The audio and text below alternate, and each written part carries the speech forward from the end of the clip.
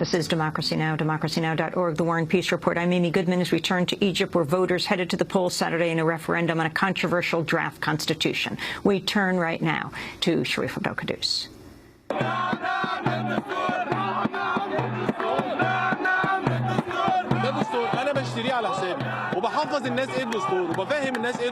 Voting amongst deep division. Egyptians headed to the polls on Saturday in the 6th national election in nearly 2 years. This time, to vote in a referendum on a hotly disputed constitution. One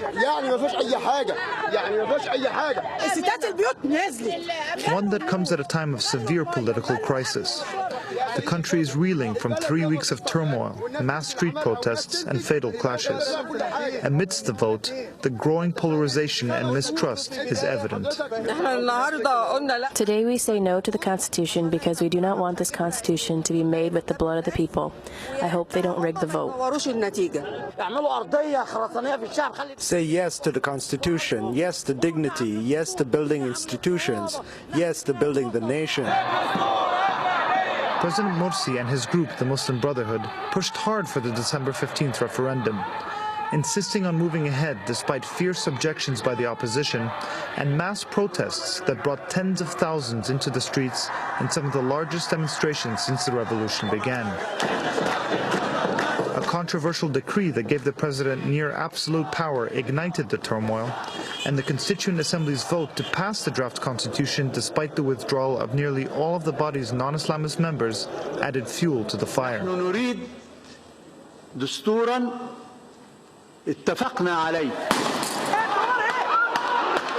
But the crisis severely escalated when leaders of the Muslim Brotherhood called on their supporters to descend on a peaceful sit-in by protesters at the presidential palace. Clashes quickly erupted with rocks, Molotov cocktails, birdshot, and live ammunition. In the melee, the president's supporters captured dozens of anti-Morsi protesters and took them to a makeshift detention center at the gate of the presidential palace. They were held for hours, brutally beaten, and pressured to confess they had been paid to use violence in protests against the president. So they captured me, they dragged me, they beat me. Well, they used everything to hit us. I almost lost my conscience. I almost died. Yahya Zakaria Negm is a former diplomat who was held for nearly 12 hours by Morsi's supporters. Speaking a week after his ordeal, his face is still badly bruised. They were jumping over my chest, trying to kill me. They stopped the ambulances from helping us, from taking us to the hospital. We were bleeding severely. They even sprayed our eyes with some aerosols. I don't know what did they use. It was very, very brutal. Yahya says his hands and feet were bound as his captors repeatedly accused him of being a traitor and a spy. I had an old ID, so it said that I'm a diplomat. They told me that you are a spy, you are conspiring in the country with other embassies, foreign embassies, and so on. Riot police who were present at the scene merely looked on as Morsi's supporters beat and interrogated anti-Morsi protesters. The detainees included both men and women. Almost 40 or 50 men were holding me, grabbing me, harassing me, not knowing yet that I am a woman, and beating me.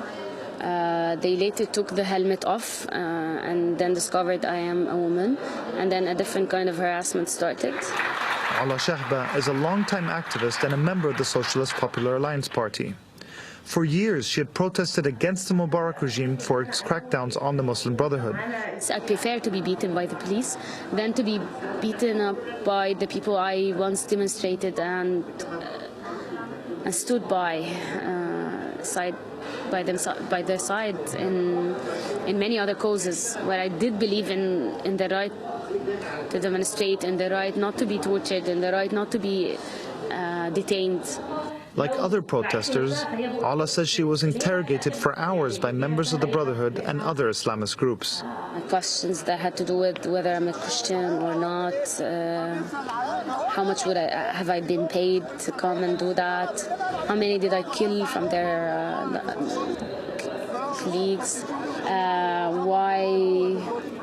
do I hate them? Why do I hate God? Why am I fighting against God? This is a message that the Brotherhood, the Freedom and Justice Party, the President, I don't care how they classify themselves, are not objecting to torture. They think it is a legitimate way to confront your so-called enemies. Aida Saif al-Dawla is a professor of psychiatry at Ain Shams University and a member of the Nadim Center for Rehabilitation of Victims of Violence and Torture. They are talking about confrontation between the Islamists and the secularists, the confrontation between the Muslim Brotherhood and I don't know what. This is a confrontation between the ruling party, all right, and the opposition to the ruling party. Morsi supporters detained the protesters all night and turned them over to prosecutors the next day. The prosecutors released all of them without charge for lack of evidence. Yet in a troubling development, it appears the president himself used the confessions obtained by his Islamist supporters in a nationally televised speech that evening. He said he had evidence those protesting against him had taken money to commit violence. He went out to tell the people that we confessed and we had explosions, explosives and so on. It was a big lie because till that time we were not investigated yet by the Attorney General or any judicial authority. This shows you that he is a state within a state. He has his own police apparatus, he has his own intelligence apparatus, he has his own prosecution, and he wants to enforce this on us. The clashes at the presidential compound on December 5th marked the most serious violent confrontation by supporters and opponents of President Morsi. And those who suffered came from both sides of the divide. At least 10 people were killed, most of them from the ranks of the Muslim Brotherhood. 38-year-old Mohammed Khalaf was a member of the group for close to 2 decades. He was shot and killed during the clashes, and his family is still trying to make sense of the loss. They have the clothes he wore stained with blood. His mother is overcome by grief when they are brought out.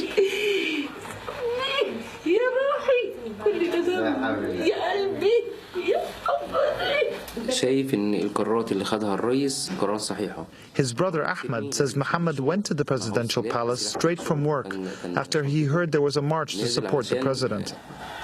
He went to stand with something he agreed with, Ahmed says, and he went peacefully. He says Mohammed was standing with others as part of a defensive wall when he was shot in the head at close range. Mohammed's sister, Faiza, says she went to see her dead brother at the morgue that evening. She weeps as she describes seeing his corpse, blood coming out of his mouth and nose, and from the bullet hole in the back of his head. Mohammed's family holds the political opposition responsible for his death. Ahmed says he filed a case against the leaders of the National Salvation Front, an opposition coalition group headed by Mohammed al-Baradei, Hamdin Sabbahi and Amr Musa, for inciting violence at the presidential palace. They say the anti-Morsi protesters do not respect the democratic process. Mohammed's mother also blames the opposition for her son's death and says she wants people to disagree peacefully. The family says they will all vote yes in the referendum.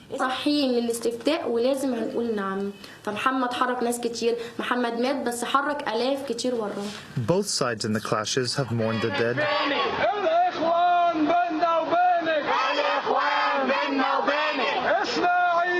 Among those killed was Al-Husseini Abu Dif, a 33-year-old journalist with the newspaper Al-Fajr. He was shot in the head while covering the clashes at the presidential compound. His friend, Mahmoud Abdel Kouddous, was next to him when he was shot near the front lines. There was heavy fire, something like 10 shots in a row. Then I heard a shot, and the sound of his skull bone being hit. I had my hand on his shoulder. There was hardly any space between our heads. I heard the sound very well. Then he fell. Al-Husseini went into a coma and died 1 week later. His death sparked emotional and angry protests by hundreds of his colleagues at the Journalist Syndicate. who held the Muslim Brotherhood responsible for his death. Al-Husseini Abu Dif was known as an active protester for many years against the Mubarak regime. He had also actively protested President Morsi and the Brotherhood's policies. Yet in a move that enraged his friends and colleagues, the official English-language website of the Muslim Brotherhood's Freedom and Justice Party blamed the opposition for his death. Instead of blaming the opposition, they should blame themselves. Mary Danielle is a well-known activist who is close friends with Al-Husseini. Husseini Abu Dif was a very peaceful and kind person, and he wasn't the type to have hatred or act with vengeance. He went in to film the events. They should blame themselves and blame the killer himself. It was in the wake of the violence at the presidential palace and the deepening political polarization that Saturday's referendum took place. On the eve of the vote, clashes broke out in Alexandria, with thousands hurling rocks at each other after a protester at a mosque urged worshippers to vote yes on the constitution. Elections and referenda should be carried in a free and safe environment. This is a legal prerequisite. Ghada Shahbandar is a member of the board of directors for the Egyptian Organization for Human Rights. What's happening now is that there's been a lot of instability. There were outbreaks of violence all over Egypt over the past 2 weeks, so this does not qualify as a safe and secure environment. Just 3 days before the national referendum was scheduled to take place, the presidency announced the poll would be held over 2 days, 1 week apart. There weren't enough judges to supervise the vote, as many of them were boycotting in protest. Up to 80% of the judiciary have refused to supervise the referendum. As a result, the High Elections Committee had to put in place people who are not really from the judiciary. Today we're getting lots of complaints that in Asyut, for example, those supervising the boxes are school teachers, government employees, university professors, definitely not from the judiciary. Despite a low voter turnout of just over 30%, long lines snaked out of polling stations and voting hours had to be extended. In Sayyida Zainab, a working-class district of Cairo, one of the voters saying no in the referendum said the process had been rushed and that there wasn't enough time to discuss the text. We should reach out to the poor and ignorant, especially that we have a high percentage of poor. We have a high percentage of illiterate, and the Constitution is not for you to just read. You want to discuss it with someone who understands, someone educated, but they didn't give us a chance. Other voters say they support the Constitution because they want stability and they want to end the transition. They say the president deserves a chance. I said yes, and it is honorable for every Egyptian to say yes. Democracy is not putting pressure on someone so that he leaves.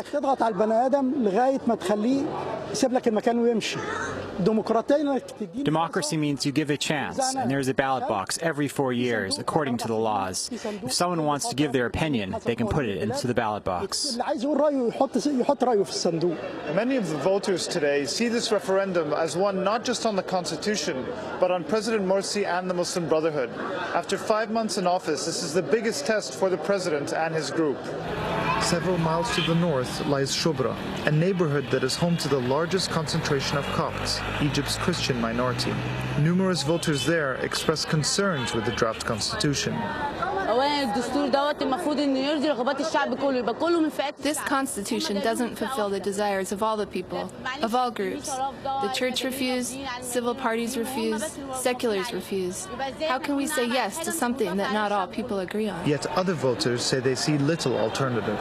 I would say yes, because unfortunately I haven't found anyone who said no that has convinced me of anything. All of them either didn't listen or said things not in the Constitution. We have to say yes for this country that is about to fall down. Many of those voting against the Constitution voiced concerns about the fairness of the poll and the potential for vote rigging. We as monitors have filed many complaints over the poor organization of the first referendum, parliamentarian elections and the presidential elections. this referendum is by far the worst we have ever monitored. And it comes at the worst times ever. Regardless of the final outcome of the referendum, the crisis of the last 3 weeks will likely affect Egypt for some time to come. And the struggle for change that ignited a revolution nearly 2 years ago continues. Sharif Abdel Kouddous with Hani Massoud in Cairo. According to unofficial preliminary results, the constitutional referendum passed the first round with 57% of the vote. Second round is Saturday. Human rights groups have called for a revote. That does it for the show. I'm Amy Goodman. Thanks for joining us. Thanks so much for watching this report from Democracy Now!, your daily independent global news hour. We don't accept advertising or corporate funding, but rather rely on donations from viewers like you. Please make your contribution by visiting democracynow.org. We need your support today to keep bringing you this hard-hitting, in-depth reporting.